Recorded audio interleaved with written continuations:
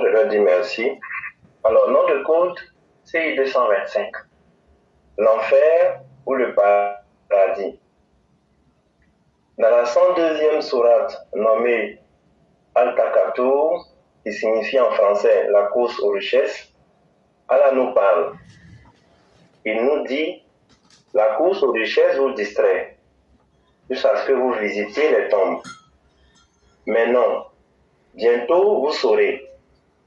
Si seulement vous saviez de science certaine, vous ne serez pas distrait. Et vous verrez l'enfer, certes, vous le verrez avec l'œil de la certitude. Puis vous serez interrogé sur ce jour-là, sur les bienfaits. Cette sourate est dédiée exclusivement à la promesse qu'Allah nous a faite. Elle est un avertissement et une menace de notre Créateur. Elle est donc une exhortation suffisante pour se comprendre. Inna lillahi wa inna ilayhi rajiun. C'est à Allah que nous appartenons et c'est à lui que nous retournerons. L'ange de la mort est passé dans le tourbillon de la vie de Bédier. La peur de perdre la vie est une composante fondamentale de la nature humaine. Le sphinx de Daoukro n'est plus. Avons-nous retenu la leçon? Bédier a-t-il vécu une vie juste pour que nous l'encensions alors que nous savons mordicus que toutes nos paroles prononcées sur sa petite âme ne pourra changer le jugement de notre Créateur? Subitement, Bédier est devenu un oint, un homme saint. Oh que non! Oh que non! Une feuille a jauni et elle est tombée. Sur cette feuille était inscrit le nom de Bédier, estampillé d'un sceau, S-O-T, qu'un ange tenait. On pouvait lire un grand F et un grand E, feu, ou encore le symbole Fe, qui est l'élément chimique du fer, dur comme l'enfer. Le temps s'est arrêté pour Bédier et son âme est en perdition, malgré toute cette mascarade faite pour organiser ses funérailles. À son sujet, deux anges discutaient. L'âme de Bédier, malgré les prières dites pour le repos de son âme, cette âme errait entre Daoukro, Kukurandoumi et Prépresso.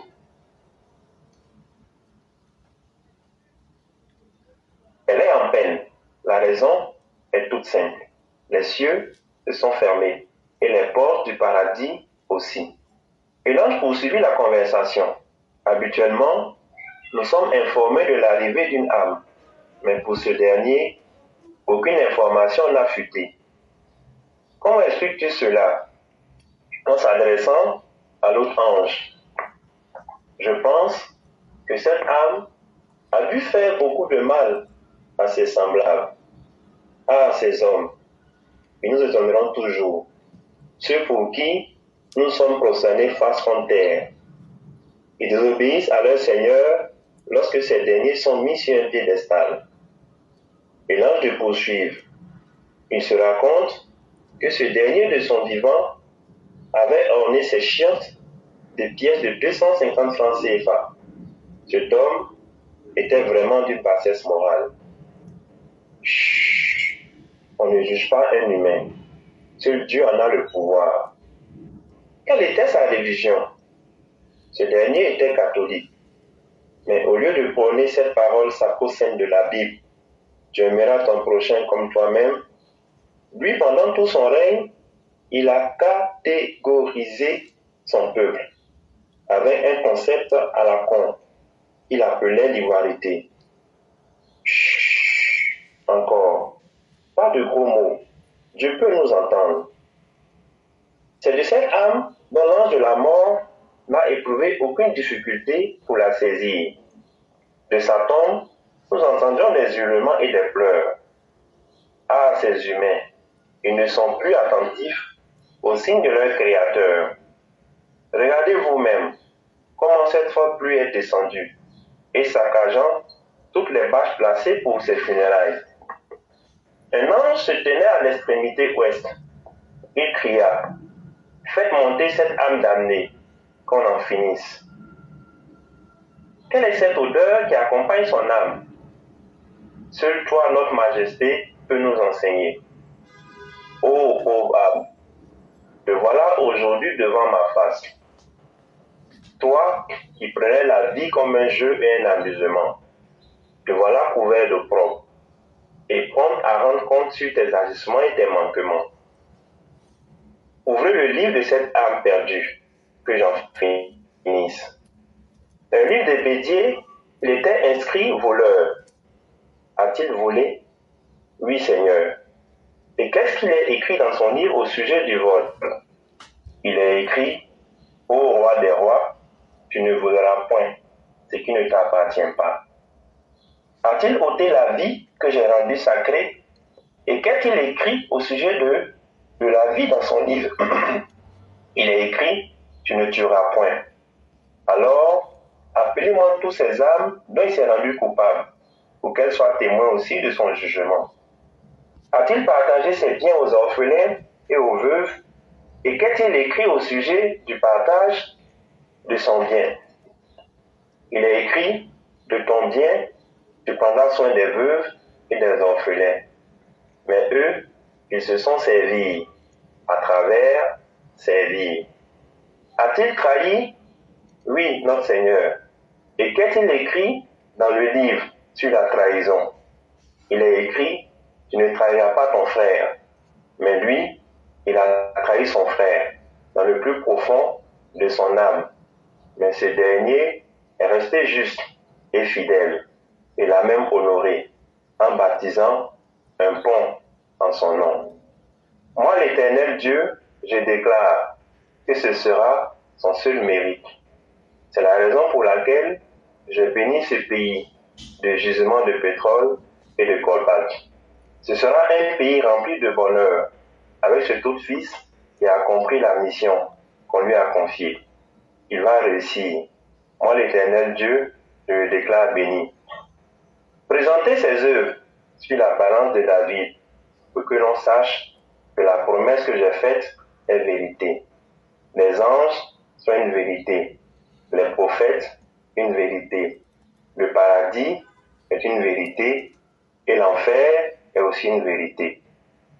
Quiconque fait un bien, fils du poids d'un atome, le verra, et quiconque fait un mal, fils du poids d'un atome, le verra aussi.